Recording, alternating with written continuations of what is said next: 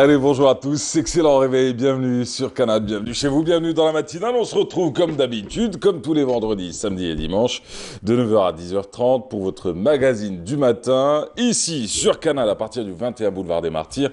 Et d'ailleurs, ce matin sur ce plateau, on va parler d'abord du monde associatif, retour sur le terrain, les actions, notamment celle de l'association Al-Badr, qu'on vous a déjà présenté. L'association Al-Badr est née à Blida, c'est une association qui a été fondée par plusieurs médecins qui accompagnent les personnes atteintes de cancer. Avec eux, retour sur une conférence de presse qui aura lieu d'ailleurs demain et sur un événement qui aura lieu en février prochain. Pour en parler, Mostafa Moussaoui, docteur Mostafa Moussaoui, président de l'association, docteur Mohamed Terkman, vice-président de cette association. Et avec eux, on reviendra sur leur actu en cette fin d'année 2018. Hassan Tabar, Abdallah Hamadi, Yahya Roul, les trois sont conférenciers. Les trois prennent part à cette 13e édition d'un événement qui d'ailleurs occupe toutes les rédactions culturelles. Il s'agit du Festival international de musique andalouse et des musiques anciennes dans sa 13e édition. Ça se passe à l'Opéra d'Alger. Ça se poursuit jusqu'au 25, donc jusqu'à mardi. Mais ce qui nous intéresse aujourd'hui, c'est les trois masterclass, les trois conférences données dans le cadre de cet événement. Donc ils seront avec nous sur le plateau pour en parler. Hana Harhoura, elle est apicultrice. Rappelez-vous, vendredi dernier, on avait parlé de cette rencontre qui se déroule à Boumerdes. C'était avec Mostafa Lekhal, docteur Mostafa Lekhal, qui est le président de la fédération algérienne et de la fédération africaine. Aujourd'hui, c'est Hana Harhoura qui nous parlera d'apiculture, le marché de l'artisanat, notamment, pas forcément à Boumerdes. On reviendra du côté d'Alger. On finira tout à l'heure avec qui ? Avec Taklish Mingom. Bah oui, c'est Hamidou qui sera avec nous aujourd'hui. Hamidou, pour parler de quoi ? De sa tournée artistique en cette fin d'année et de son 31 à lui. Bah oui, il sera où ? Le 31 décembre prochain. C'est peut-être la question que l'on vous posera dans les prochains jours sur Twitter, sur Facebook et sur Instagram. Bienvenue à vous tous. N'hésitez pas à nous écrire. @Mahrez Ravia un peu partout. Sinon, la page Canal Algérie sur Facebook ou sinon les émissions sur YouTube. Là, sans plus tarder, c'est la météo. Mais juste après, l'actu du jour, c'est aussi l'info. Et le flash info présenté aujourd'hui par Nejma Harej qui fait son grand retour dans la matinale. Son invité, l'invité de la matinale, l'invité info de la matinale, c'est Abdelhamid Ben Yeles. Il est directeur du développement commercial et marketing dans un groupe industriel. Je vous en dis pas plus, vous allez découvrir tout cela tout à l'heure. Mais sans plus tarder, c'est forcément la météo et c'est avec Mina Abd.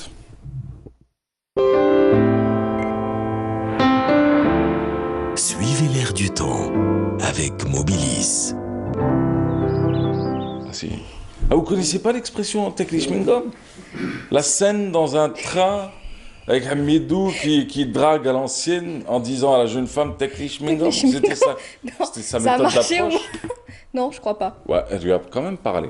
Ah, Je veux dire, à l'époque, avec la pénurie, chewing-gum, banane ou un post-cassette, c'était un peu la même chose. c'est vrai. Oui, Surtout les bananes. ouais. Bah, du coup.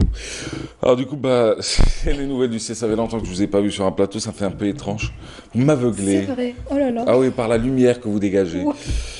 Bon, je rigole. Alors la météo du jour, Mina Abed, Merci. les nouvelles du temps, les caprices qui n'arrivent pas.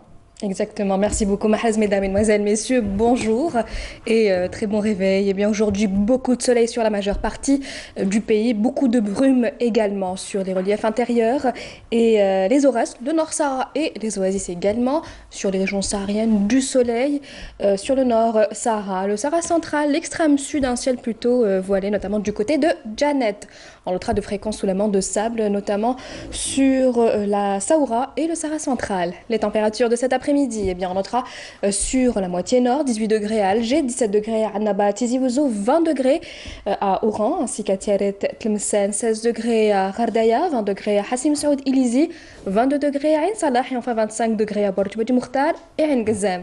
On passe tout de suite à l'Europe pour aujourd'hui. Eh bien, on notera un ciel plutôt couvert à Marseille, Bordeaux, des averses, à Paris, Londres, Berne et puis bien sûr quelques passages nuageux du côté de Rome, même encore Athènes, Bucarest, côté Mercure, on notera 12 degrés à Londres, 14 à Paris, 17 degrés à Bordeaux, 11 à Madrid, 16 à Marseille, 9 degrés à Berne, 7 à Berlin, 2 degrés seulement à Varsovie, enfin 18 à Athènes.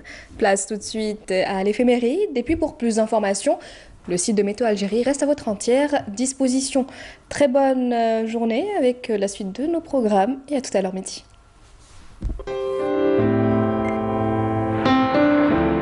La météo vous a été présentée par Mobilis. Voilà, midi forcément, juste après le journal. Sans plus tarder, c'est l'actualité, le résumé, le condensé de l'info du jour. C'est avec Nejma Harish et puis juste après, c'est l'invité info de la matinale. On parlera du secteur industriel et forcément, l'actualité, c'est cette fameuse foire de la production nationale qui se déroule actuellement et qui se poursuit. Nejma Harish, c'est à vous. Bonjour à vous, bon retour.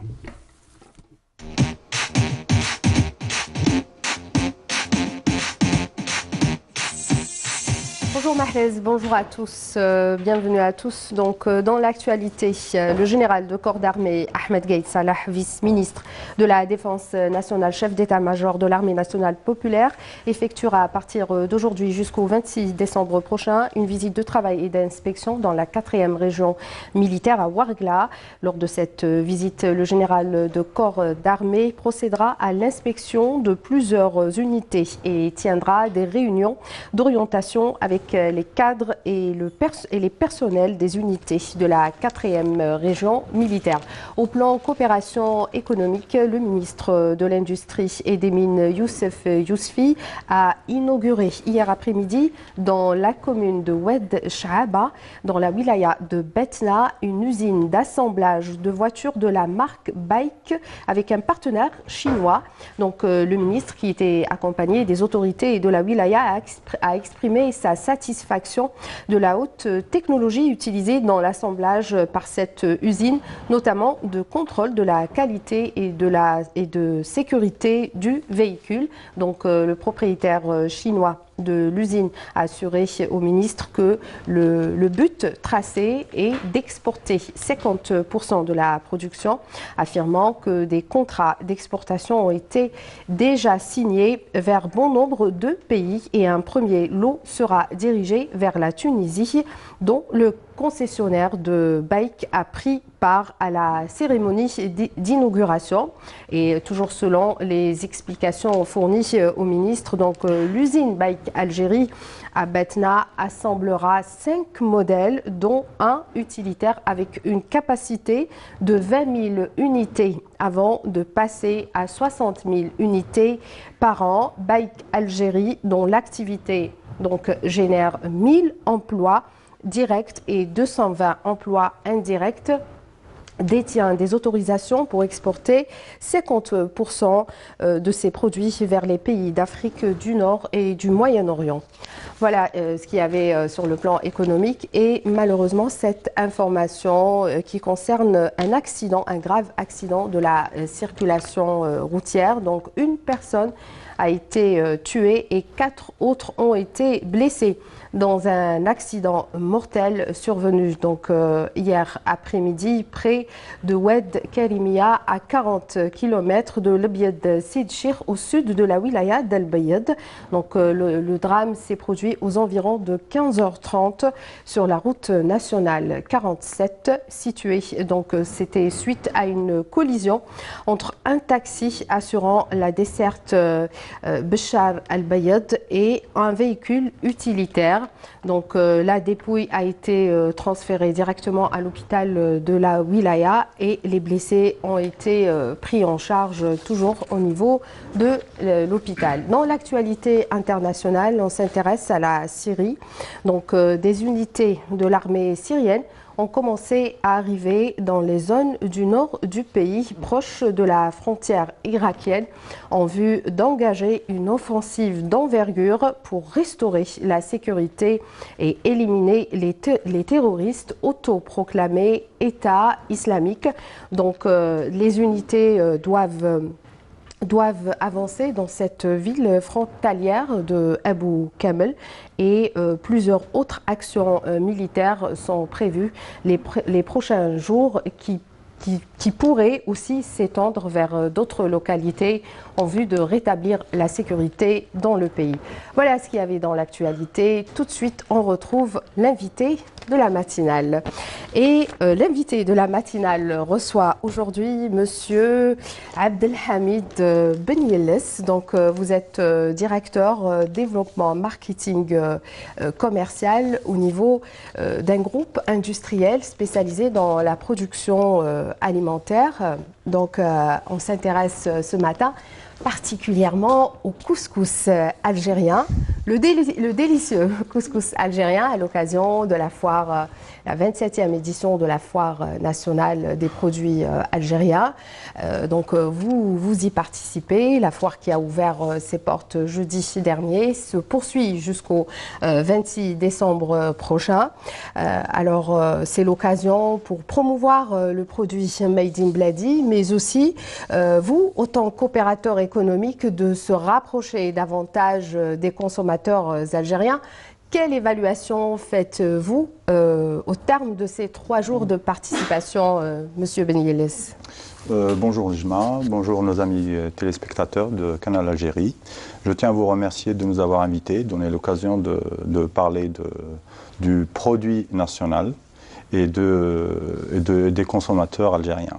Donc pour nous, on sent vraiment une vraie pression en termes de participation. Donc cette année a été très très forte en termes de participation, et spécialement au niveau national, pour faire connaître le produit, notre produit, le produit Amr Ben Amr.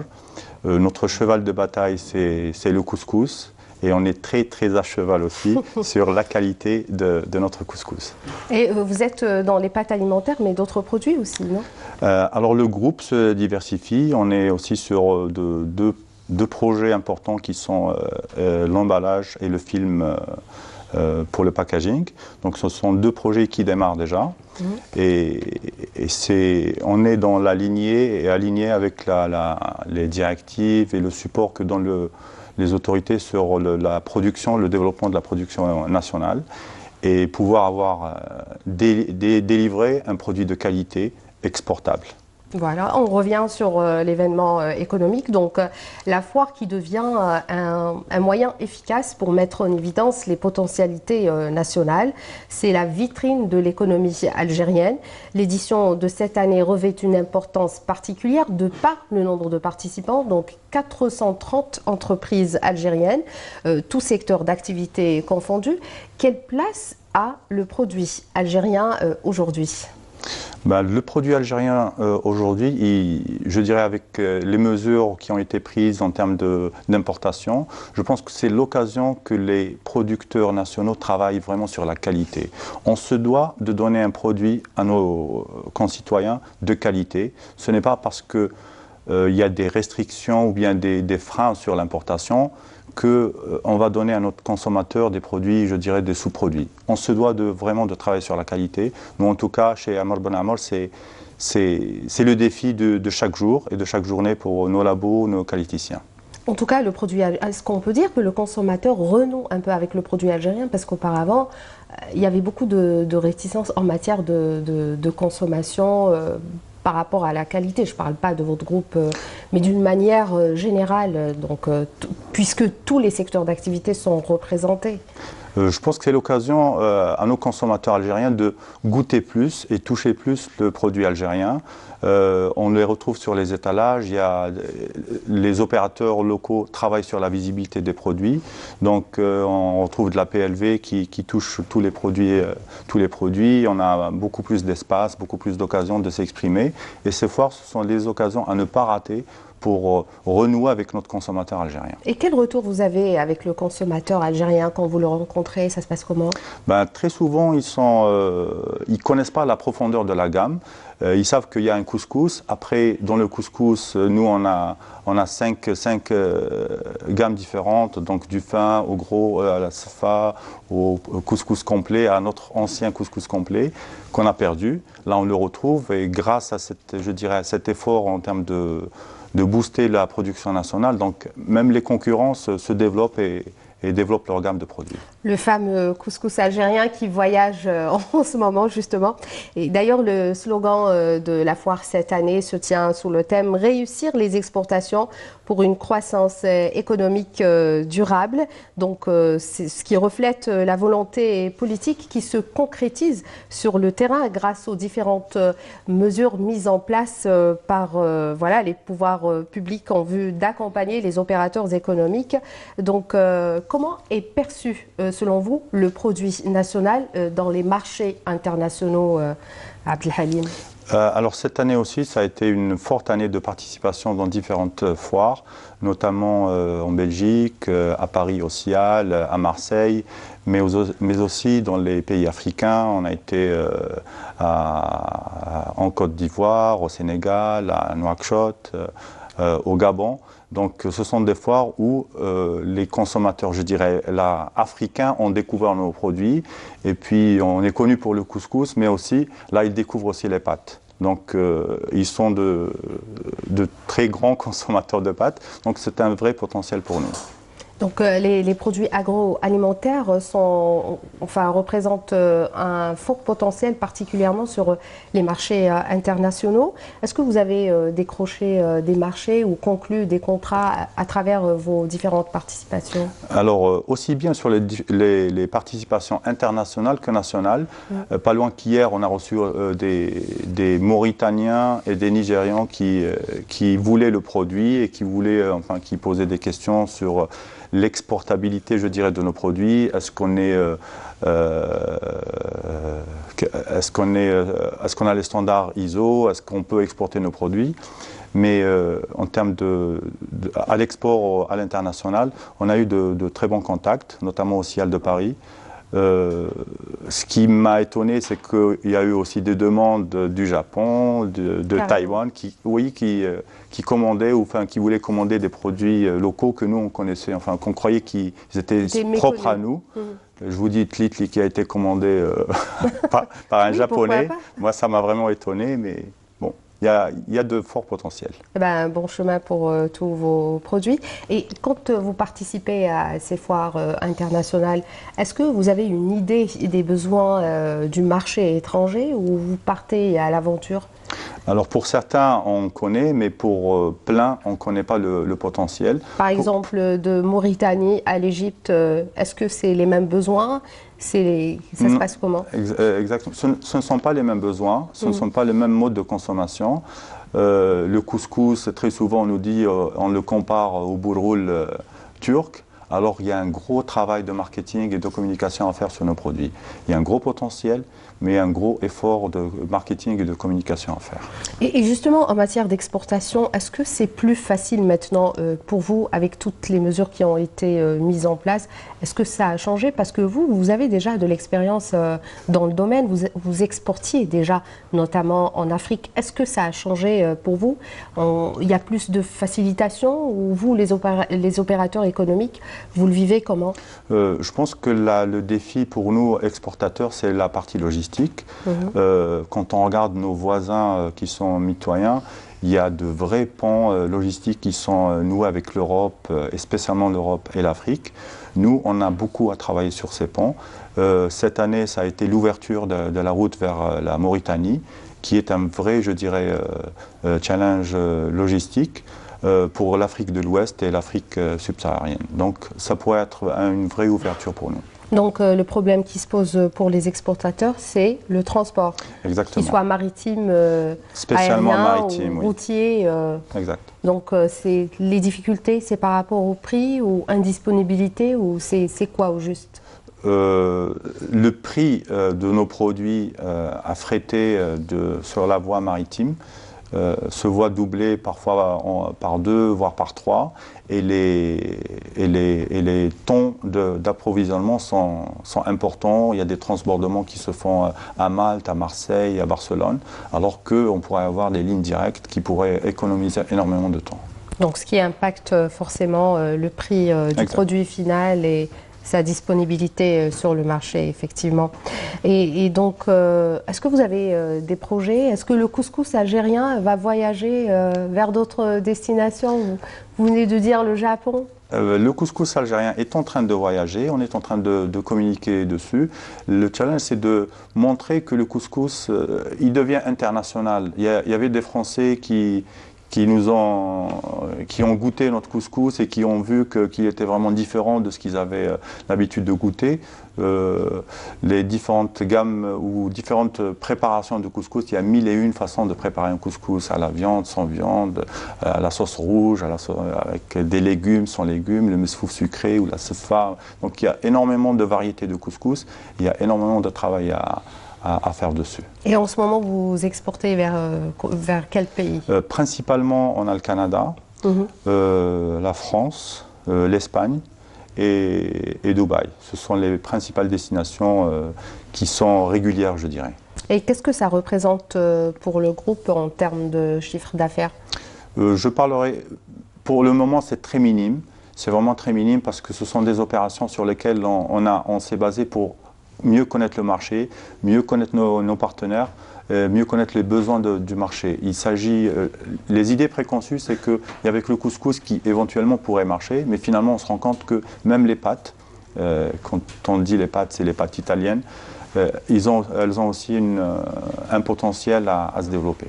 Donc c'est très minime pour le moment, mais il y a un gros potentiel à aller chercher.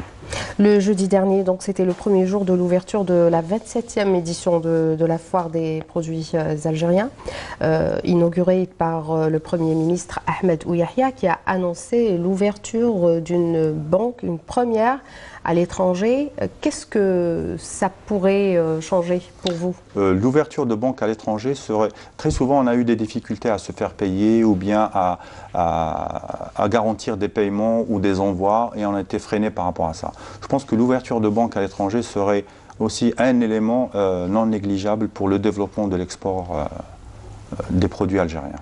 Très bien, donc je rappelle que la foire qui se poursuit jusqu'au 26 décembre prochain. Vous attendez quoi de cet événement, Abdelhalim? J'attends à ce que les consommateurs algériens soient nombreux à nous visiter sur notre stand, spécialement Amr Ben Amr. Ils viendront découvrir, il y a beaucoup de surprises et beaucoup de variétés de couscous et de pâtes qui les attendent à déguster. Et je les invite aussi à aller visiter les autres opérateurs qui sont là, qui sont prêts à interagir avec eux, à leur faire goûter leurs produits, essayer leurs produits. C'est une vraie opportunité. Donc voilà, vous savez ce qu'il vous reste à faire, consommer algérien et vous produisez algérien. Monsieur Abdelhalim Ben Yelles, merci d'avoir accepté notre invitation. Merci. Voilà, je vous retrouve tout à l'heure pour le journal de midi. C'est à vous, Mahrez. Merci Nejma Harish. On se retrouve effectivement à midi pour le journal. On rappelle que la foire du produit algérien se poursuit jusqu'au 26. Et nous, on en parle d'ailleurs ce matin avec ce reportage qui a été réalisé par nos confrères de la rédaction de l'information. On va revenir sur la fiabilité des produits locaux, des produits chez nous. À découvrir. On se retrouve juste après. Excellente matinée à vous tous. Produits fabriqués localement gagnent de plus en plus la confiance des Algériens. Les producteurs nationaux redoublent d'efforts pour mettre sur le marché un produit fiable et compétitif pour satisfaire ainsi leur clientèle. Comment le consommateur algérien perçoit-il le produit national?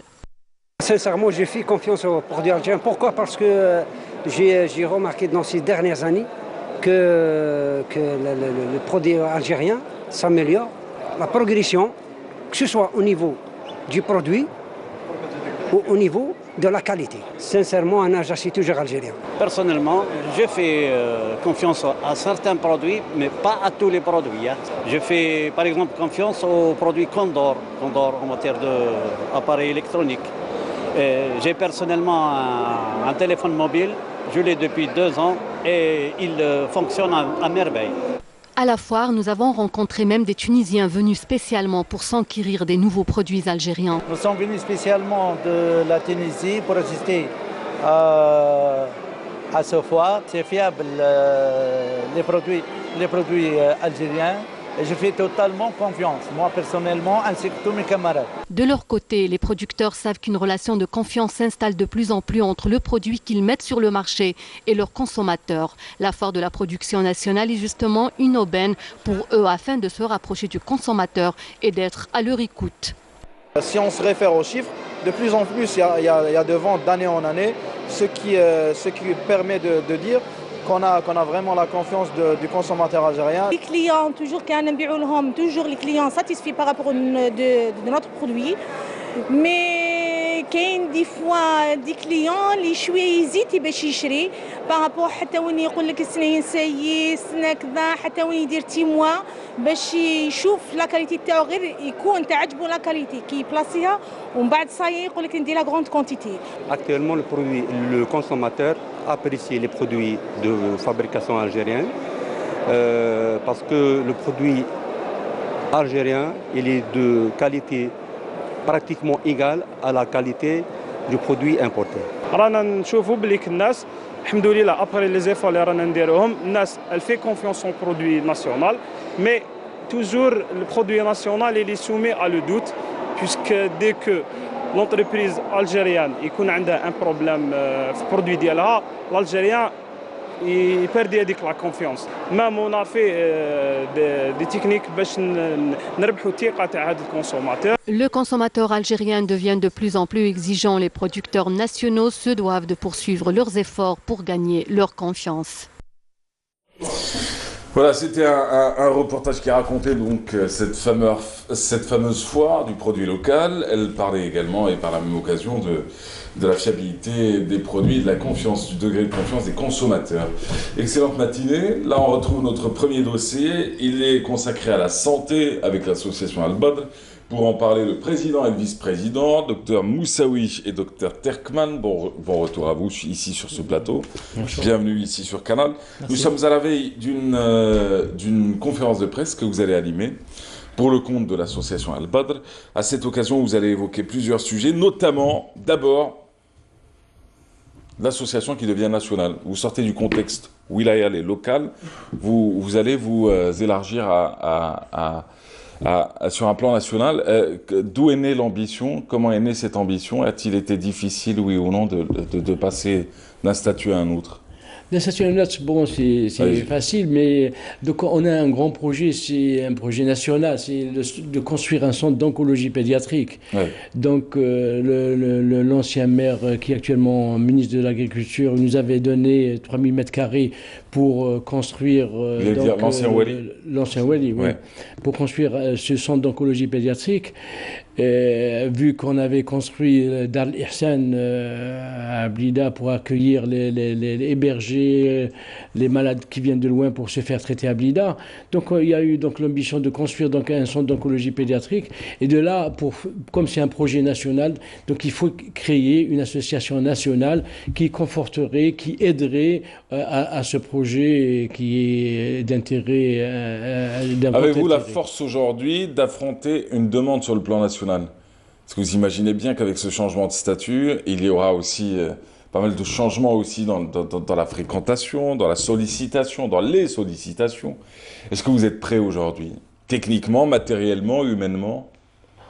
Docteur Terkman, docteur Moussaoui. Oui, je pense que nous allons progressivement nous adapter à cette nouvelle situation d'association nationale. Ouais.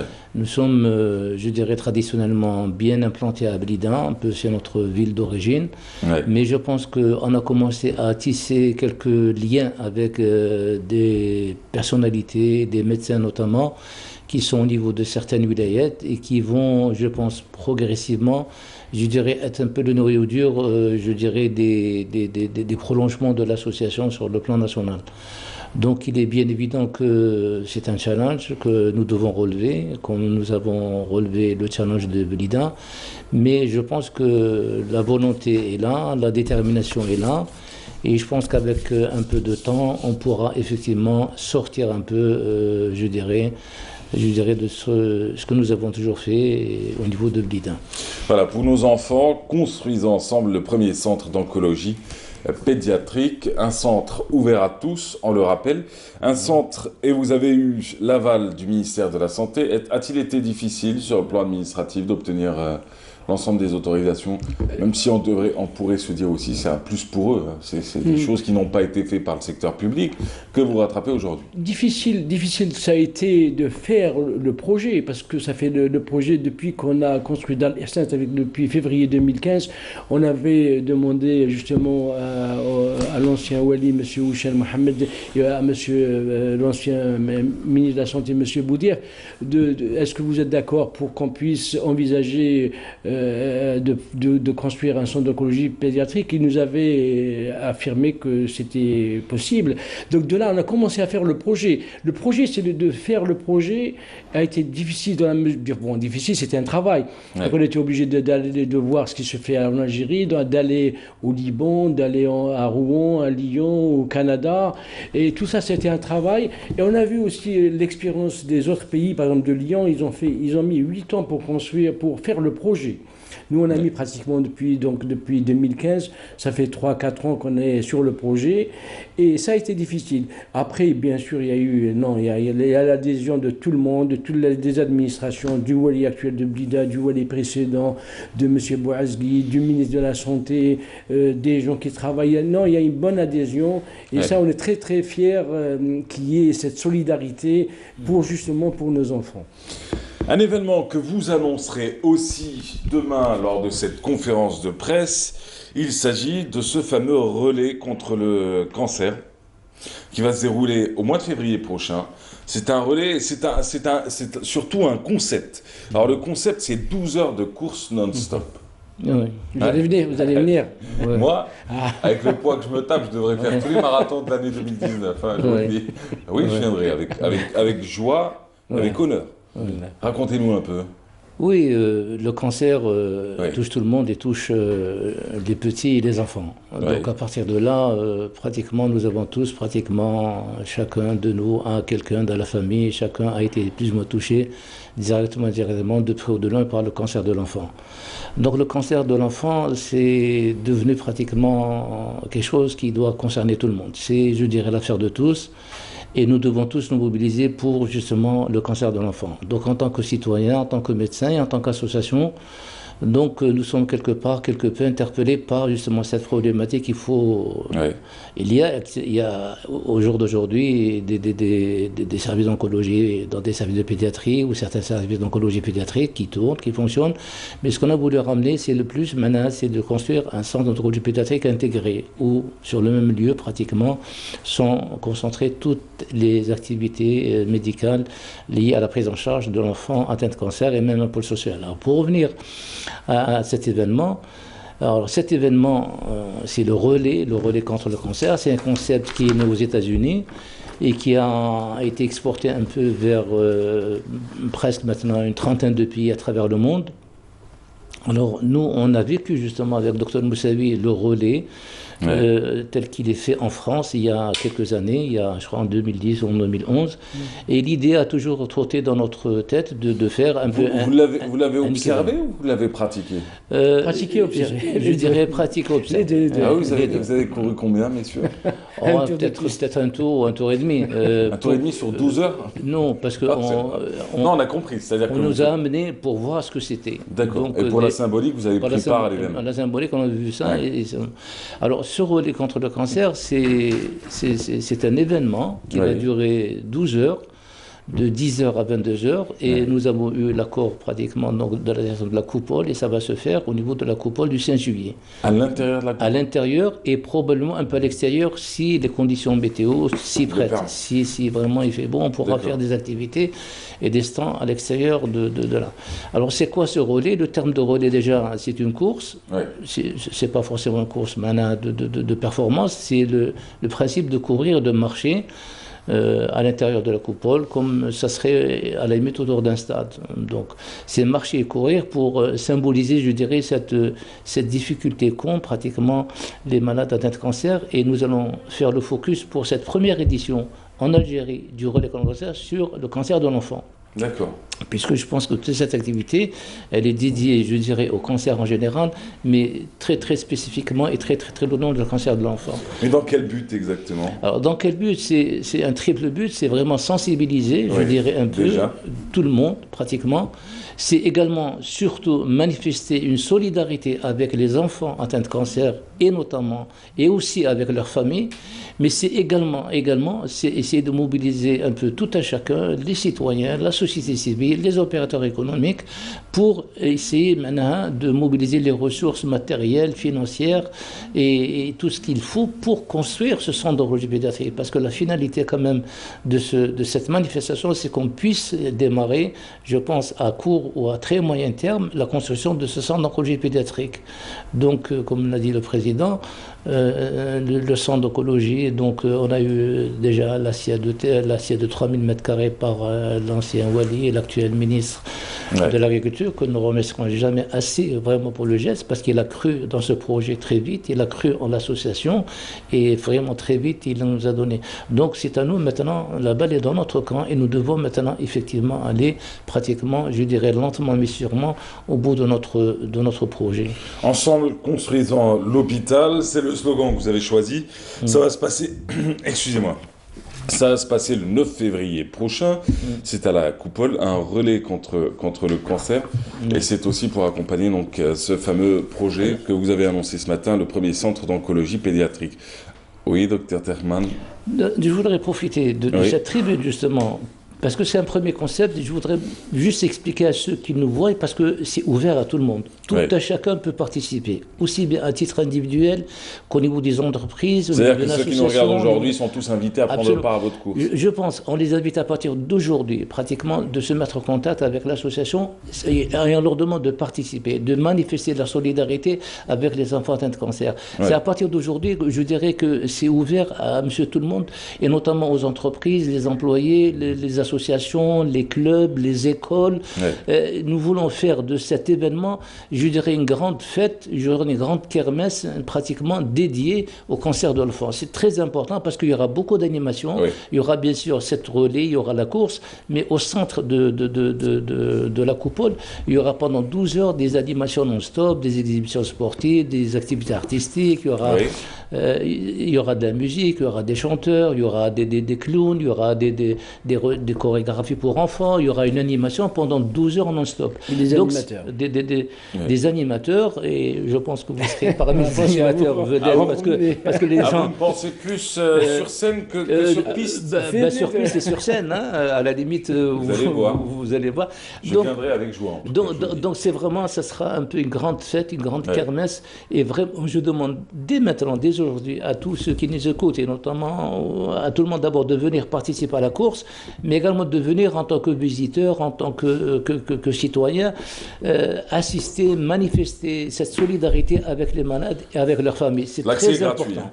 Gratuit. Je pense que c'est gratuit. Et le but, c'est de sensibiliser. Et pour les dons, pour ceux qui veulent vous accompagner, par contre, pour la construction de votre centre d'oncologie pédiatrique, ils feront comme on a fait pour Dal Ihsan. Nous avons un compte CCP, les gens peuvent très bien nous aider. Et pour avoir plus d'informations, vous avez bien évidemment une page. Le site, c'est la page Facebook. Page Facebook, c'est l'association Al-Badr. L'association. Absolument. Et votre site internet? Un site internet qui s'appelle Orio?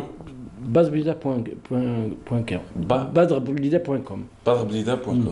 Maintenant, vous êtes une association nationale, il faudra changer votre nom. Sur le site internet. Badrblida. Oui. Et on a créé...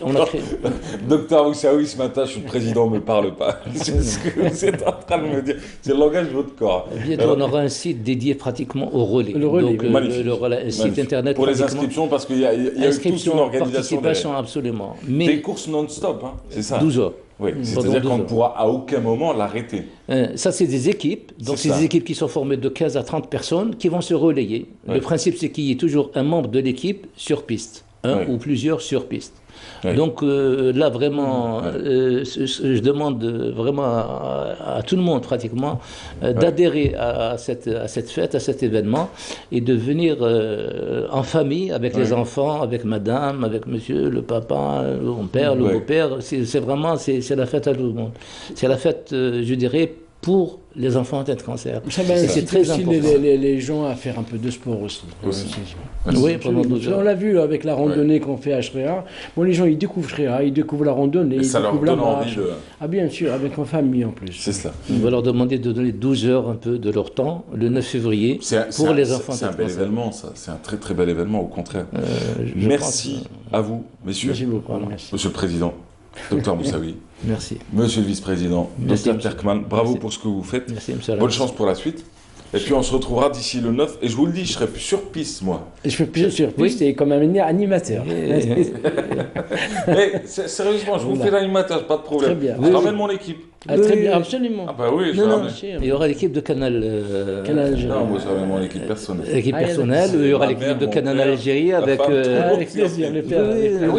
Non, mais Canal Algérie, il faut qu'ils viennent avec leur équipe. Je veux dire, ceux qui voudront prendre part à cet événement, je le sais dès à présent, pour ceux de la télé, ils ne veulent pas porter la casquette de la télé, ils voudraient porter la casquette personnelle.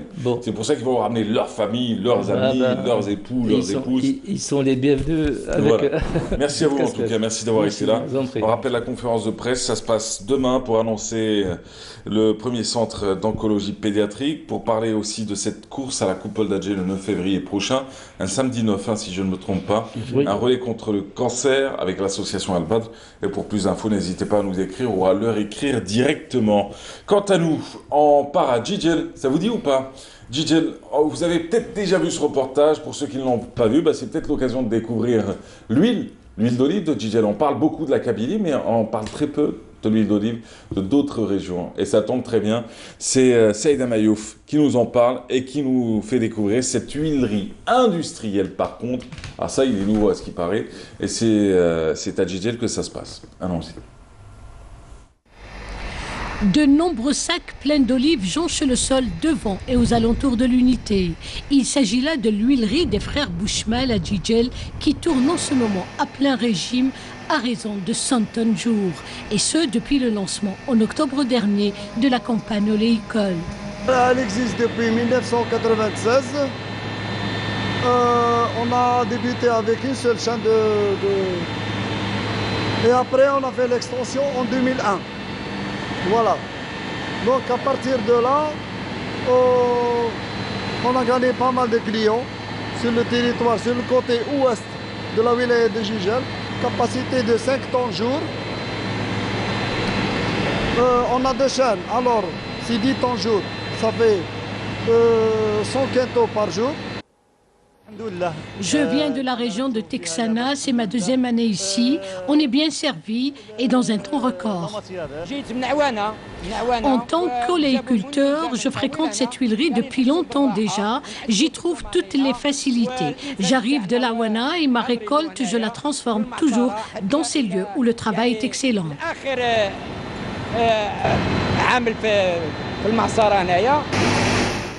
L'abondance du fruit de l'olivier est une aubaine pour les oléiculteurs ainsi que les transformateurs. Les olives, objets de la trituration, sont cueillies des vergers oléicoles à travers toute la wilaya de Djidjel. La filière de l'oléiculture, elle s'étale sur une superficie d'environ 20 000 hectares. Elle occupe en pourcentage de 42% de la superficie agricole utile. C'est l'une des filières les plus développées au niveau de la wilaya. Elle occupe la population rurale, notamment en zone de montagne, la période de cueillette. Tout le monde travaille dans la cueillette de l'oléiculture.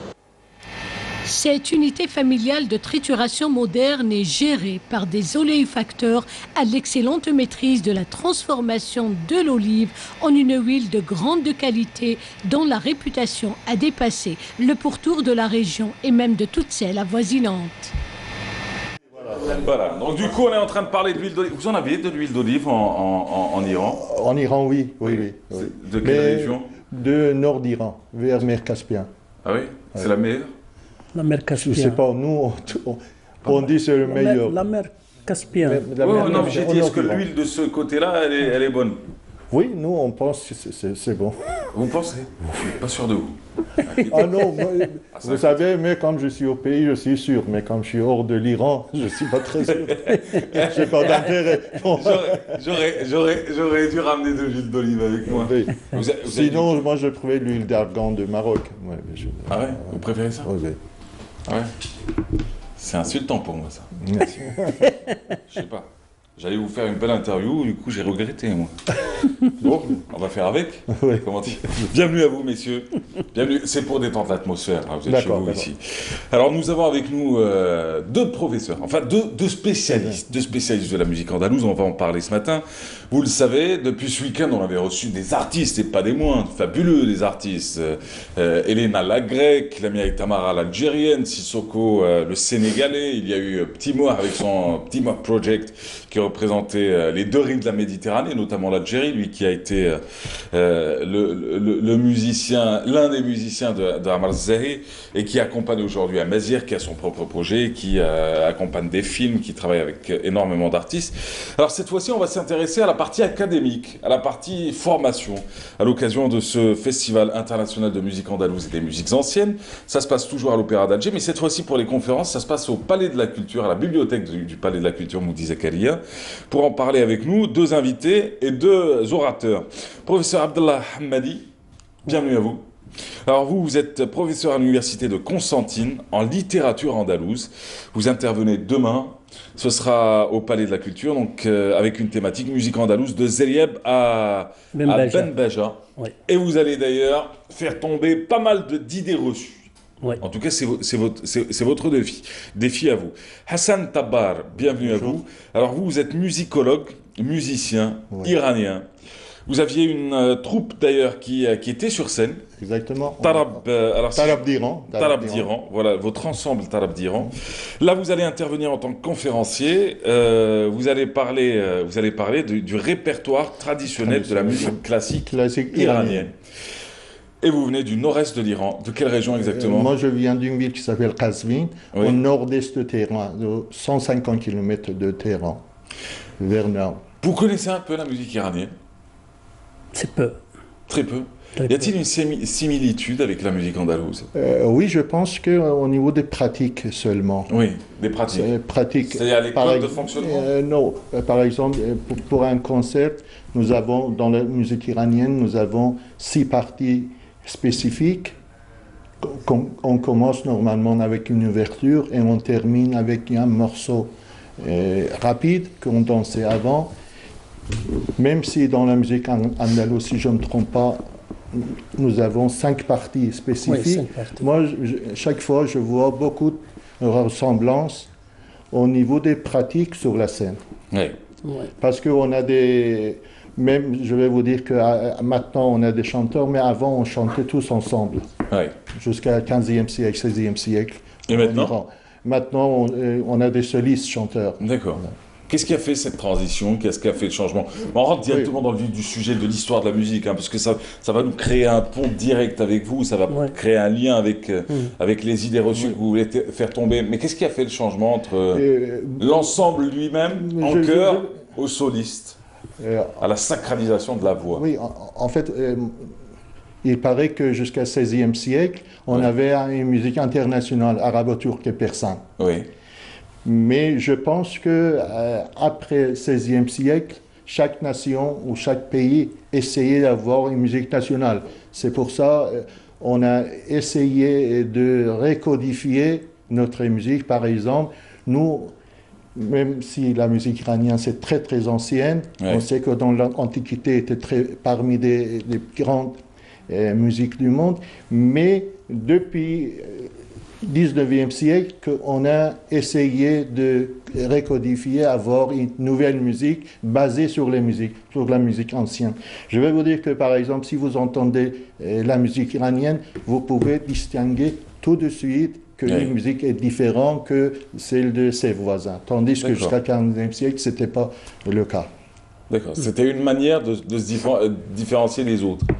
Exactement. On va en parler dans quelques instants, on va y revenir. Professeur Abdallah Hamadi, alors vous êtes donc encore une fois professeur à l'Université de Constantine, professeur en littérature andalouse. Demain, 14h, vous allez revenir sur cette thématique. Alors, musique andalouse de Zerieb à Benbaja. Oui. Et vous dites, je veux démontrer que l'origine ne provient pas déjà de Zerieb, qu'il n'est pas à l'origine de cette musique-là. La musique andalouse. Oui, de la musique andalouse. Ouais. Pourquoi? Parce que alors pourquoi c'est une double question. Hein. C'est-à-dire pourquoi vous voulez le démontrer d'un côté, et puis pourquoi en fin de compte elle n'est pas issue de Zerieb? Parce que tous les gens, en général, ils considèrent que le vrai créateur de la musique andalouse, c'est Zerieb. Oui, c'est ce qui est dit. Or que Zerieb, il est arrivé au début du 9e siècle en Andalousie. C'est-à-dire en 822, il est arrivé en Andalousie. Il a transmis en Andalousie tout ce qu'il a appris à Bagdad de l'école les deux frères Mawsili, c'est-à-dire le maqam et toute la création musicale de Bagdad, qu'il était avec l'influence iranienne. Il y avait beaucoup d'influence iranienne sur la musique orientale. Il a diffusé cette musique qu'il a appris de ses professeurs à Bagdad, en ajoutant quelque chose comme le 5e corde de l'oud ou quelque chose comme ça. Mais l'arrivée de Zerieb en Andalousie en 822, il n'y avait pas encore en Andalousie la création de ce qu'on appelle le mouachah et le zajal.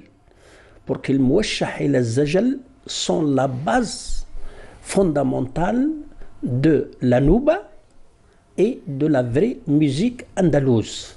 En attendant, après la mort de Zerieb, la mort de Zerieb c'était en 852, le premier fondateur de premier mouachaha, qui est le phénomène nouveau de la création de l'Andalousie, il était avec Ben Abdrabba. Ben Abdrabba, il était né en 860, après 8 ans de la mort de Zerieb.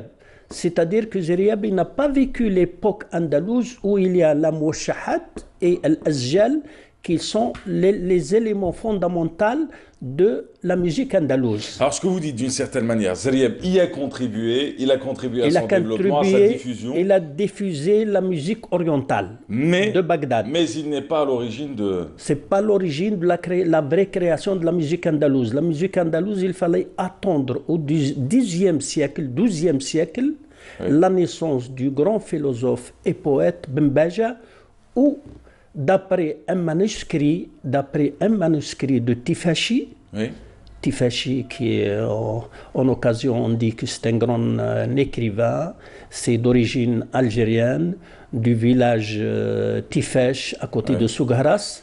Il a un ouvrage, il est encore manuscrit à la Bibliothèque nationale de Madrid, qui s'intitule Mut'at al-Asma' fi ilm al-Sama'. C'est lui qui a démontré l'évolution de la musique andalouse, où il a divisé en 3 parties l'Andalousie. Ils disent que, en premier temps, dès l'arrivée des conquérants en Andalousie, et il y avait 2 types de musique, ils disent. La musique chrétienne des citoyens espagnols et la musique des conquérants qui est avec la tradition arabo-pré-islamique, les chansons qu'il y avait. Après, il est venu Zerieb, il a importé avec lui la musique orientale où les gens ils ont été attachés à cette musique, nouvelle musique, au 9e siècle. Mais après 2 siècles, quand les Andalous ils ont créé le phénomène de l'mouachah et le phénomène de Zajal, ils ont commencé à créer ce qu'on appelle la musique andalouse avec le philosophe Benbaja au XIIe siècle. Donc, en fin de compte, Zerieb, techniquement, n'aurait pas pu contribuer à la création de la musique andalouse. Mais le problème, c'est qu'entre ce qu'on avait dit au départ, on avait dit qu'il a diffusé, on ne peut pas dire qu'il a diffusé la musique orientale. La musique orientale. De ses maîtres al-Mawsili. D'accord. Qu'ils étaient à Bagdad. Mais le vrai créateur, c'est un Andalouse, un poète andalouse, avec la collaboration de beaucoup de musiciens juifs et des musiciens d'origine berbère. Ils ont créé ce qu'on appelle le phénomène de la nouba qu'il est basé sur le mouachah et qu'il a le 5 étapes qu'on le trouve dans le mouachah. Et d'après le manuscrit de Tifashi, ils disent qu'est-ce qu'il a fait Ibn Baja. Ils disent qu'il a pris la musique chrétienne des Espagnols et la tradition musicale de l'Andalousie avec la musique de Zeryeb. Il a fait une fusion, il est sorti avec une troisième dimension qui s'appelle la vraie musique andalouse, où les gens, ils ont été attachés à cette nouvelle musique, ils ont oublié tous les genres de musique avant la création de Boubaja, ainsi que la musique de Zeryeb. Avez-vous déjà présenté cette conférence quelque part avant ce rendez-vous? Oui. Oui, comment je l'ai présenté en Espagne. Je l'ai présenté en Espagne. Quelles ont été Premièrement, j'ai démontré que Tifashi, c'est un Algérien, c'est pas un Tunisien, parce que tous les Orientaux... parce que vous vous basez sur ce fameux manuscrit. Ce fameux manuscrit. Alors, et le manuscrit, il existe encore. Alors, juste pour dire, hein, c'est un manuscrit qui a été écrit par Tifashi, c'est ça? Par Tifashi. Par Tifashi dans un village qui s'appelle Tifesh, juste à côté de Sougaras. Juste à côté de Sougaras. Alors on l'attribue actuellement à la Tunisie. À la Tunisie, disent que c'est un citoyen de Garça. Géographiquement, c'est l'Algérie. C'est de l'Algérie. Oui, mais à l'époque, il n'existait pas les frontières. Je sais très bien. Mais maintenant, il ne faut pas qu'on commence. Il ne faut pas qu'on reste toujours. On attribue ce grand monsieur de la musique andalouse à la Tunisie. Alors très bien. Je vais vous poser la question autrement. Qu'est-ce qui vous dérange dans cela? Je veux démontrer que ce sont les vrais Andalous qui ont créé la musique andalouse. C'est pas Zeryeb. Parce qu'il y a une confusion chez les musiciens. Là, vous repartez chez Zeryeb. On va en parler. On va revenir sur Zeryeb dans quelques instants. Sur le cas Tifashi, quel est le problème en réalité? Le fait qu'on l'attribue à la Tunisie ou qu'on l'attribue à l'Algérie. Les frontières de l'époque n'existaient pas déjà. Je suis d'accord. Mais malheureusement, du 21e siècle sont celles qui devraient redéfinir mais malheureusement, jusqu'à maintenant, beaucoup des professeurs et des chercheurs, soit étrangers ou même tunisiens ou orientaux, elles le considèrent jusqu'à maintenant que Tifashi, c'est un Tunisien. D'accord. Alors je vais vous reposer la question d'une troisième manière. On n'a pas fait le job alors. Ouais. C'est de notre faute. Oui. C'est nous qui n'avons pas fait. C'est nous qui n'avons pas fait. C'est celui qui n'écrit pas son histoire. Bien sûr. Qui devra un jour se lamenter sur son propre sort du fait que. Il est complètement inconnu ici en Algérie. Oui, c'est-à-dire que nous, on n'a pas fait le job. Et j'ai proposé plusieurs fois, par exemple, qu'on peut nommer, par exemple, comme le congrès, ce congrès international de la musique andalouse, au nom de Tifashi, par exemple, une fois. Pour qu'on puisse démontrer que ce bonhomme, il est algérien et il s'est intéressé beaucoup de la musique andalouse et c'est lui qui a proposé la théorie la plus adéquate et la plus logique dans l'histoire de la musique andalouse. Il est où ce manuscrit actuellement? Moi je l'ai vu à la Bibliothèque nationale de Madrid. De Madrid. Oui. Dans une mauvaise situation. Il nous laisse nous battre entre la Tunisie et l'Algérie pour dire qui appartient à Tifashi. Non. Et en fait, quand il est à Madrid. Donc du coup, ils ont réglé le problème. Ils nous laissent les petites batailles d'ego. Et derrière, la richesse, la vraie, elle est chez les Espagnols. Alors du coup, j'ai envie de vous dire, posons-nous la vraie question. Alors du coup, vous êtes un peu étonné de cette révélation? Zeryeb, diffuseur de la musique orientale, mais pas forcément l'homme qui a créé la musique andalouse. En fait, je ne suis pas étonné, mais j'ai appris quelque chose. Parce que moi, je ne suis jamais sûr de ce que m'ont transmis des professeurs ou des anciens. Et il y a quelques minutes que j'ai découvert ça, comme j'ai parlé avec le professeur. Donc, il m'a expliqué. Mais justement, je lui ai dit que j'aimerais bien savoir davantage sur ce sujet. Parce que jusqu'à présent, moi, je pensais, comme beaucoup de gens, que Zeryeb, qui est... c'est la musique arabe andalouse. J'allais vous dire, vous qui voyagez beaucoup, parce que d'un côté aussi vous avez votre ensemble, l'ensemble Tarb d'Iran, et de l'autre côté vous êtes musicologue.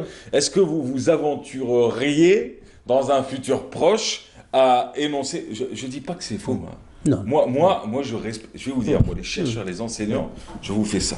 Je n'ai aucun problème avec ça. Moi, j'ai des arguments. Non. Donc, du coup, comprenez bien ce que je vais dire à monsieur. Des arguments scientifiques. Est-ce que vous allez défendre la théorie de professeur, professeur Hamadi à l'international en disant attention, en fin de compte, j'ai entendu. Est-ce que vous oserez le dire? Bien sûr, j'oserai, mais à condition dans un monde de conservateurs hyper difficile. À condition que je sois informé et sûr de ce que je vais dire. Bien sûr, moi je vais lire parce que c'est très intéressant pour moi aussi. D'une part que déjà, on peut l'accepter parce que Zaryab, il faisait la musique orientale. On n'a jamais pensé à ça. Mais pour les Nouba, en tout cas, ce que j'ai lu, il existait même avant, à l'époque des Sassanides, en Iran, que chaque musicien devait passer à son tour pour jouer pour le roi. Les califes, après, ils ont imité ce genre de cérémonie. C'est ça. Mais si je vais lire les articles écrits par professeur, bien sûr, je défendrai. C'est intéressant même. On va revenir sur votre conférence dans quelques instants. Parce que Tifachi, il a démontré qu'est-ce qu'il a fait Bembaja. Premièrement, c'est un grand poète. Un grand philosophe, un ami des grands musiciens d'origine juive. Il a travaillé aussi avec des chanteuses qu'il a préparé. Qu'est-ce qu'il a fait? Il a fait une fusion. Pour la première fois dans l'histoire de la musique andalouse, il a fait une fusion entre la musique chrétienne et surtout grégorienne et la musique orientale en général, ainsi que la musique de Zaryab. Il a fait cette fusion géniale pour ce bonhomme, qui c'était ingénial aussi. Il a sorti avec une troisième dimension qu'on appelle, et comme il a dit Tifachi, elle s'appelle la musique andalouse, où les gens, ils ont laissé tout type de musique qu'il existait en Andalousie avant, ils ont attaché à cette nouvelle musique qui s'appelle aujourd'hui la musique andalouse. Bembaja, il a eu des disciples très connus, qu'ils ont continué la tâche musicale, ils ont perfectionné ce qu'on appelle l'istihlal dans la musique, le commencement, ils ont perfectionné, et en plus de ça, on connaît des noms qui ont été émigrés vers l'Afrique du Nord, ils ont été installés en Afrique du Nord, ils ont divulgué tout ce qu'ils ont appris de Bembaja, et c'est la vraie musique andalouse. Qu'est-ce que cette révélation va changer? Elle change beaucoup de choses. Elle va quitter le mythe de Zaryab, qui est le vrai créateur de la musique andalouse et qui n'a rien à voir avec la musique andalouse, la vraie musique andalouse. Zaryab, il a divulgué, il a diffusé la musique orientale de ses maîtres al-Mawsili. La deuxième des choses, Zaryab, il est arrivé en Andalousie avant la naissance du phénomène qu'on appelle al-Mouwashah. Al-Mouwashah qui aujourd'hui même en Afrique du Nord, les gens chantent al-Mouwashahat ou al-Azjal. Avant la naissance de al-Mouwashah, il était né vers le 9e et 10e siècle, après la mort de Zaryab. Et la Nouba et le Mouwashaha sont des éléments fondamentaux de la création de la musique andalouse. On n'en dira pas plus. On laissera les gens participer à votre conférence. Moi, avec ça, pour ceux qui ont regardé, si ça ne vous donne pas envie d'y aller, c'est qu'il y a un problème. Ça va se passer demain, c'est à 14 h, c'est à la bibliothèque du Palais de la Culture, Moudi Zakaria. Et c'est cette conférence qui va démontrer tout simplement que l'origine de la musique andalouse n'est pas... C'est votre théorie, vous la défendez, c'est votre droit, n'est pas issu de Zaryab. Alors Hassan Tabar, là j'imagine que vous êtes un peu déstabilisé. Bon, après on n'est pas un peu dans le même sujet, donc c'est un peu rassurant. Alors vous êtes musicologue, vous êtes musicien iranien, alors vous venez de... Kasvin, je ne me trompe pas, nord-est de l'Iran. Et vous allez parler demain du répertoire traditionnel.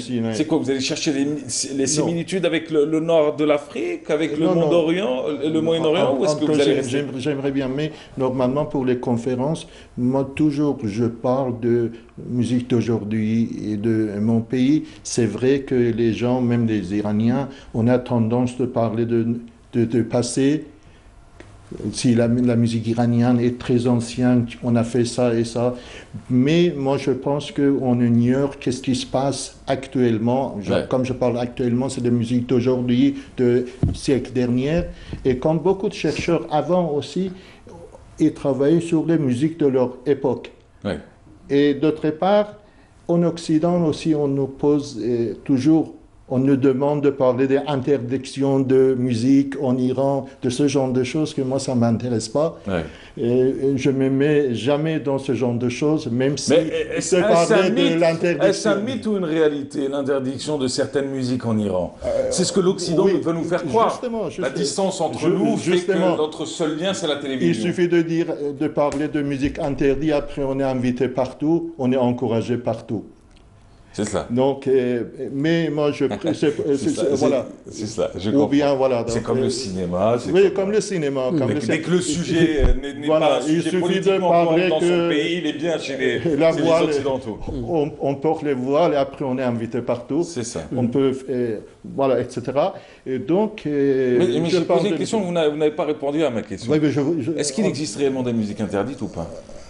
Écoutez, après la Révolution, moi je peux témoigner. Oui, bah oui. Très bien, parce que j'ai vécu, parce qu'en plus j'ai assisté à la Révolution de 79. Oui. Et après, j'ai fait mon apprentissage de musique, justement, 5 ans encore après la Révolution islamique en Iran. Mais je vais vous dire que malheureusement, après la Révolution, il y avait une interdiction de musique. C'était interdit pendant 5 ans. Les universités étaient fermées. Certains types de musique. Non. Malheureusement, au début, tout était interdit. On parle d'il y a longtemps, là.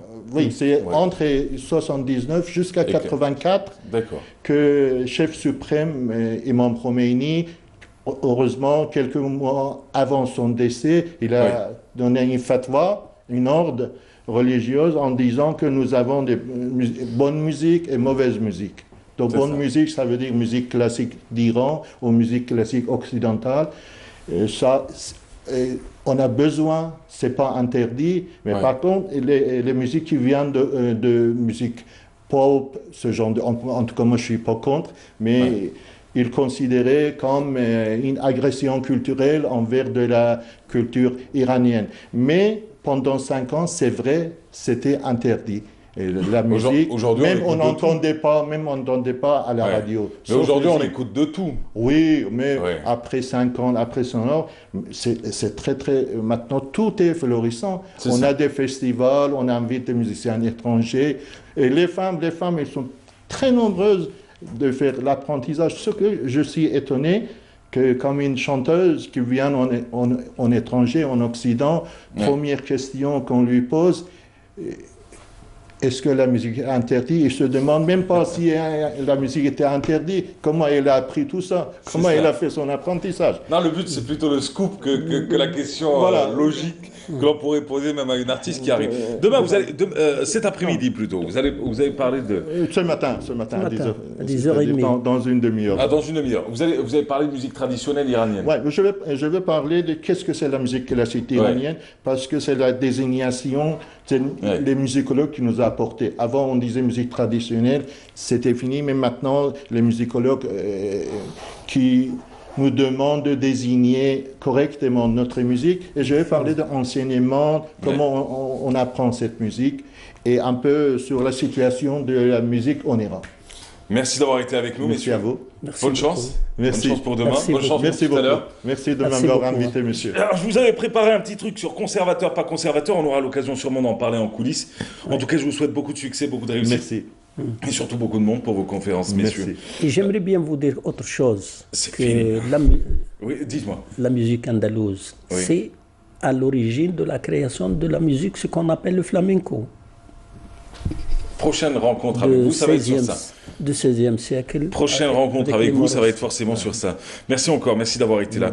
Tiens, en parlant événement, il y a un événement ce soir encore. Alors, ça se passe à l'Opéra d'Alger, c'est très bien pour la partie Festival international de musique andalouse et des musiques anciennes. Vous avez aussi le prix littéraire Assied Djebba dans un autre lieu. C'est un prix littéraire, bon, t'en parles à chaque fois, c'est la 4e édition cette fois-ci, c'est en 3 langues, amazigh, arabe et français. Et la présidente du jury cette année, c'est Aïcha Kassoul. Pour eux, les amoureux de la chaîne 3, vous connaissez forcément Aïcha Kassoul, un monde qui nous rassemble, un monde qui nous ressemble, et Aïcha Kassoul, c'est un pan aussi. Enfin, vous l'aurez compris. Assied Djebba, donc le prix, c'est ce soir, on reviendra sur le palmarès dès demain. Quant à nous, cette fois-ci, on s'intéresse avec Lamia Boudbouda à un marché artistique qui s'appelle l'art et la manière. On se retrouve juste après.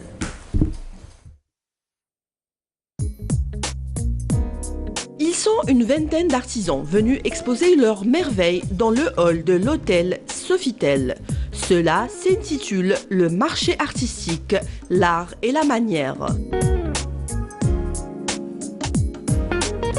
L'hôtel brille de mille feux grâce à leur création originale.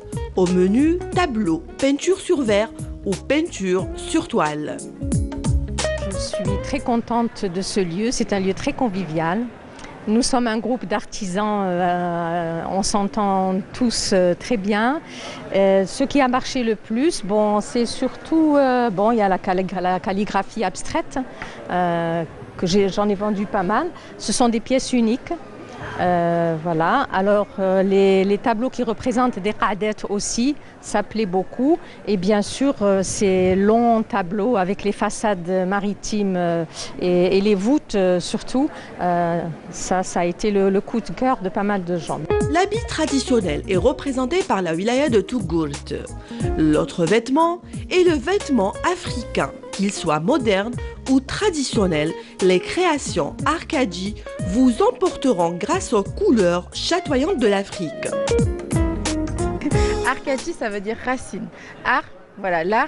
Et c'est pour dire que mon art me vient de mes racines en fait, mes racines africaines, que je revendique. La base en fait de ce que je fais, c'est le wax. Le wax, c'est un tissu coloré, c'est un tissu de coton de très bonne qualité. Et du coup, j'ai voulu en fait confectionner un peu de tout ce qui est mode, tendance, dans le wax en fait. Et voilà, vous avez de belles couleurs, vous avez des jupes, vous avez un peu de... Ce qui est tendance, c'est le bombers en ce moment. Et j'ai fait des bombers dans le wax parce que je revendique ces couleurs-là. Dans cette exposition, les palais gourmands ont leur part grâce au chocolat et aux dattes fourrées de Dar el Henna. Lemia quitte le monde pharmaceutique pour sa passion culinaire. J'ai toujours aimé l'art culinaire, qui n'est pas si éloigné que ça du domaine de la pharmacie, puisque c'est une question de dosage et d'hygiène et d'éthique.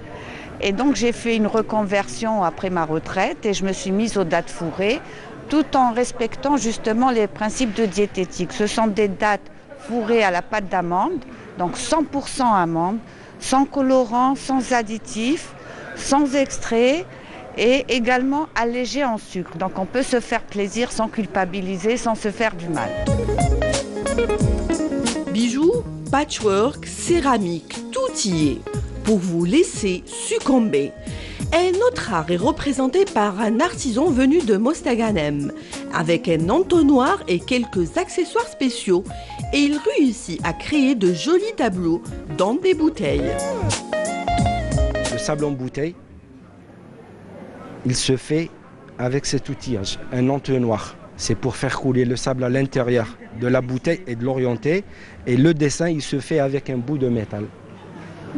Un côté pointu et l'autre plat. Bon, c'est un sable, comment dire, c'est un sable traité. Il est fait spécialement pour le sablage de verre.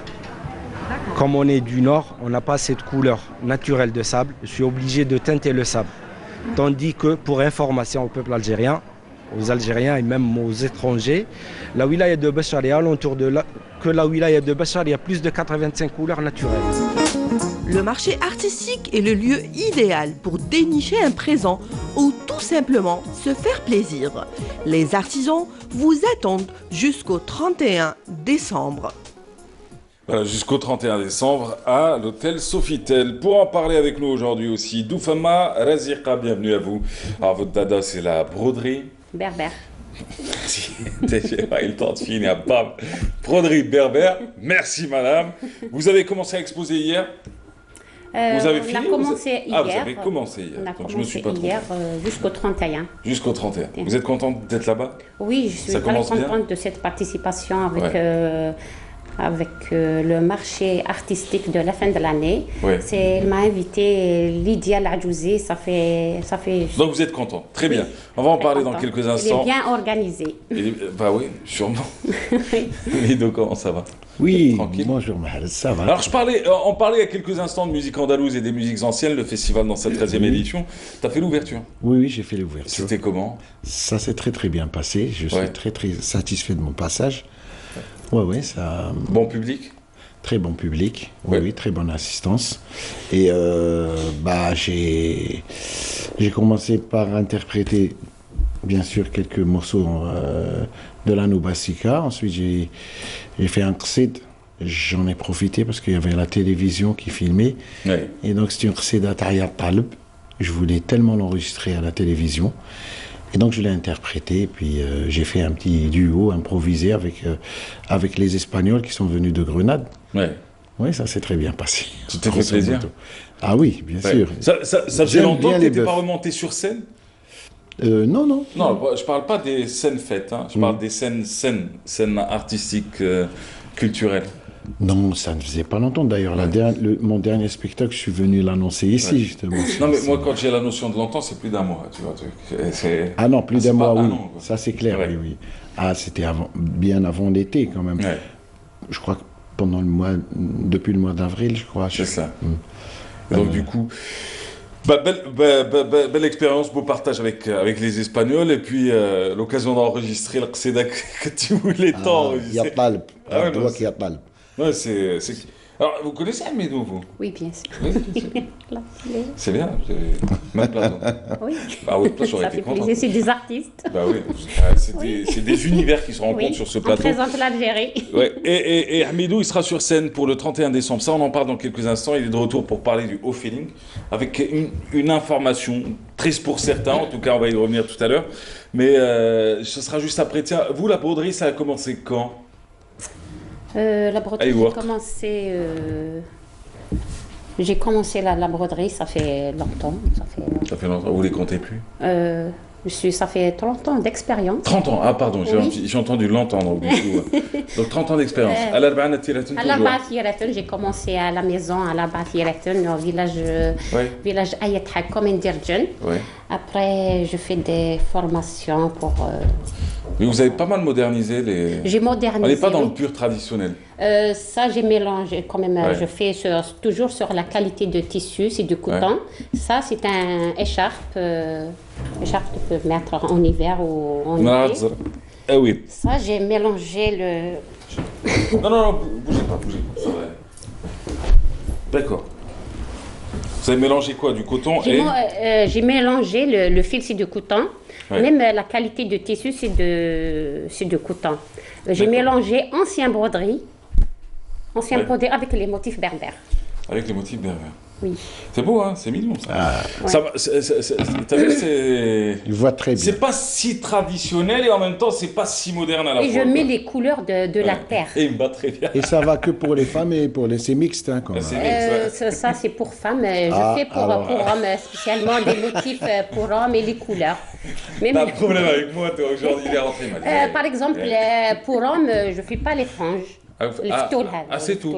Oui. Je peux laisser seulement, oui. Même la charge de la broderie, c'est pas comme ça pour hommes. Je fais des cachabia pour hommes. Je fais le recyclage des vieilles couvertures anciennes. Et vous les transformez et je transforme des cachabia avec une touche de la broderie. C'est bien ça. Oui, pour hommes, pour femmes. Parce que Dorca, ils ont laissé les couvertures de côté. Après moi, tellement c'est tissé. Oui. C'est tissé, c'est les vieilles femmes qui ont fait le tissage. Il faut garder les traditions. Après moi, j'ai transformé la couverture au Mais vous vendez ça où après? Je vends au magasin, à la maison de l'artisanat. J'ai un atelier magasin, la maison de l'artisanat ancienne, le centre-ville de Tizi Ouzou. D'accord. J'ai des clients. En même temps, je forme des apprentis avec le centre de formation pour apprendre la broderie berbère. On garde la tradition. Mais c'est qui vient vers vous? C'est la jeune génération ou l'ancienne? Ancienne, c'est les vieilles femmes, mais tellement je forme les motifs berbères pour les jeunes, pour garder les traditions d'Algérie, la Kabylie. C'est super ça. Ouais. Je vous souhaite bonne chance. Et je fais cette cape, par exemple, j'ai gardé la coupe de bournous, parce qu'on ne peut pas mettre le bournous. Laquelle, la blanche? Non, c'est la cape en lainage, en marron, avec la broderie ancienne. J'ai gardé la coupe de bournous, mais je fais comme une cape. D'accord. Pour les femmes. Pour les femmes, pour les femmes, pour les C'est hommes. bien ça. En même temps, je fais comme ça, des gilets modernes, traditionnels, on peut mettre tous les jours. Tous les jours pour fête, pour tous les jours. D'accord. Pour garder la touche traditionnelle. Ouais, c'est super ça. Oui. Bah, vous êtes au Sofitel jusqu'au 31 décembre Jusqu'au prochain. 31, j'invite les gens pour venir, pour visiter le marché artistique de la fin de l'année. Pour profiter, parce que c'est la dernière semaine de la fin de l'année. La dernière semaine chère ou la dernière semaine pas chère? Faites des prix pour l'occasion ou est-ce que vous dites, normalement, tiens, l'artisanat, il n'y a pas de solde pour l'artisanat parce que c'est un travail manuel, mais toujours, on a présenté l'Algérie, on est riche. On a Lydia Ladjouzé, il a invité beaucoup d'artistes. Je vais vous poser la question différemment. L'Algérie est riche, patrimoine et tout ça, on le sait, tout le monde le dit, c'est le sujet de tout le monde, c'est très bien, bon. Mettons ça de côté. Je veux dire, pour une expo comme celle-ci, c'est les fêtes de fin d'année. Oui. Vous vous retrouvez dans un lieu comme le Sofitel. Est-ce que vous faites des prix? Est-ce que vous faites des prix pour l'occasion ou est-ce que non, vous faites pas? On fait quelques. On calcule le temps de travail. On fait le prix à la charge de. Je veux dire, vous n'augmentez pas plus. Vous faites pas plus cher. Oui, moyen. Voilà. Ouais, parce que le travail manuel. Oui. C'est quoi un chabia coûte combien chez vous? C'est 40 000. D'accord. C'est là parce qu'il est tissé. En même temps, j'ai les brodés, travail manuel. Ouais. En même temps, ça compte le recyclage. C'est difficile pour. Ah bah oui. Ouais. Eh ben, très bien. Moi, je vous souhaite bonne chance. Hein. Merci. J'espère que vous trouverez votre clientèle là-bas. Inch'Allah. Et les passionnés qui sont. Clients. Hier déjà, on a les invités de l'hôtel, des clients des États-Unis, les étrangers. Ouais. Ils ont quand même intéressé pour acheter les trucs. Ah, ils vous ont fait des promesses d'achat? Oh oui. Ah, Hier déjà, on a commencé de. D'accord. C'est super. En tout cas, moi, j'espère vraiment que ça va marcher pour vous. Hein. Ça, je vous le souhaite sincèrement. Oui. Sincèrement et honnêtement. Hamidou, au Feeling, le 31 décembre prochain. Oui. Qu'est-ce qui se passe au Feeling? On commence par la mauvaise, tiens. On va commencer par l'info un peu. Il n'y aura pas de mauvaises nouvelles. Il n'y aura que du bon. Ça sera une grande soirée avec un... Non, j'ai dit mauvaise. Je vais revenir sur la soirée dans quelques instants. C'est peut-être la dernière soirée au Feeling. Oui, parce que au Feeling, culturelle. il va fermer. Oui, D'accord. il va fermer. Au Feeling, c'était l'Oriental Feeling avant. Oui. On a animé plein de soirées, notamment on a organisé plein de soirées pour l'Algérie aussi, dans cette belle salle. Voilà, donc elle va fermer. Ça sera la dernière soirée avant la fermeture. Ah oui, ça va être une soirée historique, quoi. Voilà, donc le 31 décembre. Donc c'est une soirée à l'occasion du jour de l'an. Elle est organisée par notre ami Choukhri, qui est connu depuis, c'était l'organisateur des soirées de Galwabi, etc. Donc il est très professionnel en matière d'organisation. Et puis il y aura moi, il y aura Naïma Zeria, Cheikh Khalas pour la partie Chaoui et Staifi. Il y aura notre ami Azdin Chalabala pour l'ambiance. Sidi Ali plutôt, Chalabala. Il y aura aussi Nadia Baroud pour la partie kabyle. Il y aura notre ami Hammouch aussi qui est de Tizi Ouzou. Enfin, c'est une soirée riche en matière artistique, etc. Donc bon, ça va bientôt se remplir. Mais quand même, je fais cette petite annonce. C'est une salle d'une capacité de combien de personnes? 400. 400 quand même. 400 personnes, oui. Mais t'en as fait beaucoup, toi, des soirées là-bas? Oui. Oui. Tu les as comptées ou jamais? Non. Ouais. Mais les 31 décembre, l'année dernière, tu y étais? Le 31 décembre de l'année dernière, j'étais à Oran. Ah ouais? Oui, j'ai animé. C'était quand que tu étais au Feeling un 31 décembre? Non, c'était pas. Non, ça fait très longtemps que j'ai pas animé de soirée jour de l'an J'ai eu l'impression. Oui. J'ai eu l'impression. Alors du coup, l'année dernière à Oran, cette année tu repars en France? Cette année, oui. Je suis en France justement. Et tu fais quoi pour une soirée comme celle-ci? C'est quoi le programme que tu fais? Alors moi, je fais la partie algéroise, la partie algéroise moderne. Naïma Zeria, elle fait la partie traditionnelle, etc. Bien sûr, quelques chansonnettes. Enfin, c'est une soirée vraiment familiale. C'est une soirée où les gens vont passer un très bon moment. L'organisateur dit que c'est la plus belle soirée du réveillon de Paris. Voilà. Voilà. Il a raison de le dire, hein. Chacun défend sa recette. Et bonne chance à lui. Recette au sens recette culinaire, hein, pas recette d'argent. Voilà.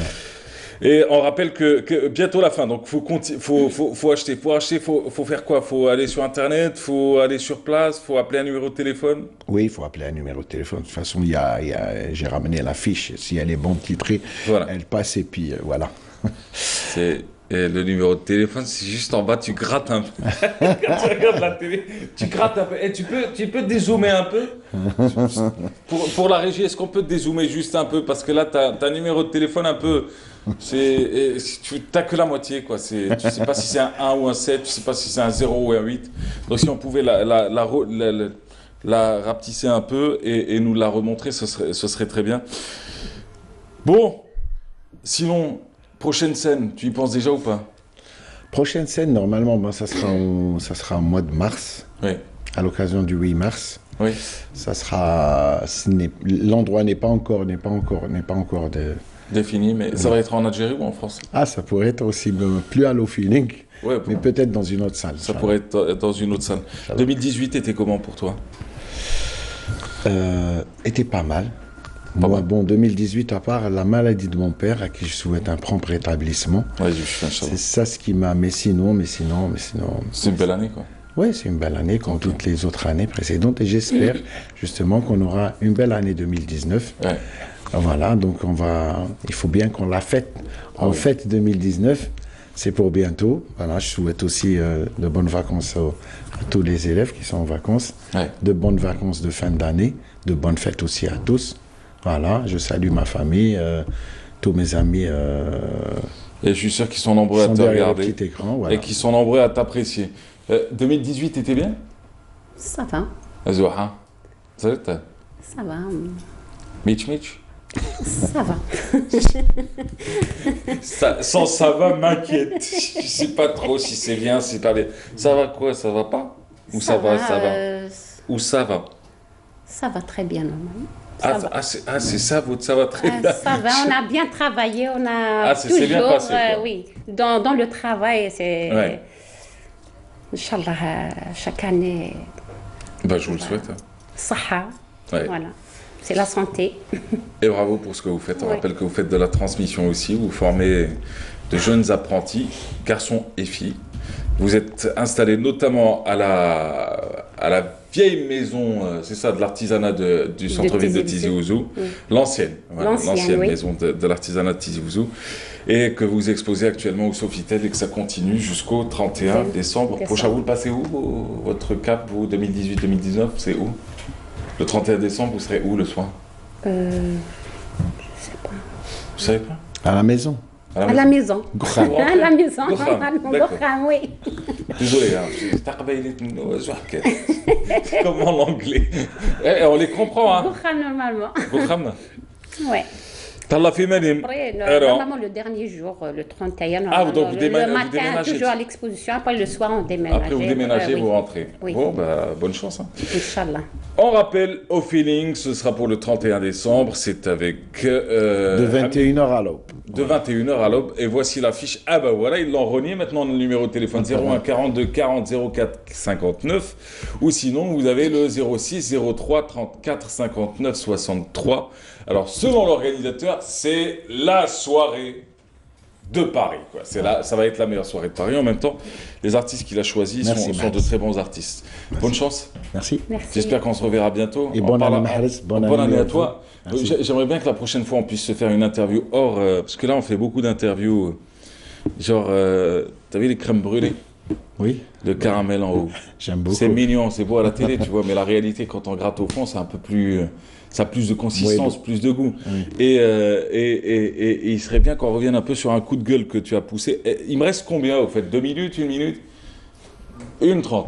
Alors sur le coup de gueule que tu as poussé sur une autre chaîne, sur une autre chaîne généraliste où tu parlais un peu du statut de l'artiste. Moi, j'ai beaucoup apprécié ce passage-là parce que tu revenais un peu sur la réalité et tu disais un truc que personne n'avait avoué auparavant, c'est que le CD sur lequel, l'album de l'artiste sur lequel il travaille comme Madame travaillerait pendant des nuits, des mois, des semaines, des jours, coûte moins cher qu'un sandwich complet. Absolument. Absolument. C'est la vérité, c'est fou ça. C'est fou, hein. Personne ne réagit. C'est fou. Je sais pas. Réagir pourquoi faire? Non, mais maintenant, avec une toute petite clé USB, on a la discographie de tout le monde. De Hamidou à Grouabi, en passant par l'Anqa et par tout le coffret de Hamid Serri, on peut l'avoir uniquement sur une petite clé USB qui coûte 1000 dinars. Et il faut faire quoi selon toi? Je sais pas. C'est la conjoncture qui veut ça. C'est un phénomène. C'est un phénomène mondial, quoi. C'est un malaise mondial, quoi. Toutes les maisons de disques, toutes les majors ont fermé, toutes les petites firmes aussi. Il n'y a plus d'industrie musicale comme avant. Il y avait l'analogique, la cassette. À un moment donné, ici en Algérie, la cassette vierge coûtait plus cher que la cassette enregistrée. C'était une petite arme contre le piratage. On ne piratait pas. C'est ça. Plus on vendait, plus on gagnait. Mais là, on ne vend plus rien. On aura l'occasion d'en parler en tout cas prochainement. Merci à toi. Merci. Au Feeling, 31 décembre. Au Feeling, ce sera à Paris. On rappelle juste l'arrondissement. C'est à Villejuif. Voilà, métro Léon de Lagrange. Et ben voilà, le rendez-vous à ne pas manquer. Oui. Au Sofitel jusqu'au 31. Jusqu'au 31, je remercie Lydia Ladjouzé pour cette organisation. C'est la 5e fois que vous la remerciez. Allez, quand même. Elle vous a marqué, c'est très bien. C'est très bien. Je remercie les réceptionnistes de l'accueil à Sofitel. Ils ont bien accueilli les artistes hier. Super. Vraiment, je remercie Canal Algérie. Merci à vous. Merci beaucoup. On embrasse toute votre famille. Pour l'année prochaine. Merci beaucoup. Merci à vous tous. On se retrouve dès le week-end prochain. Merci à tous ceux qui ont préparé cette émission. Ciao. Excellente journée.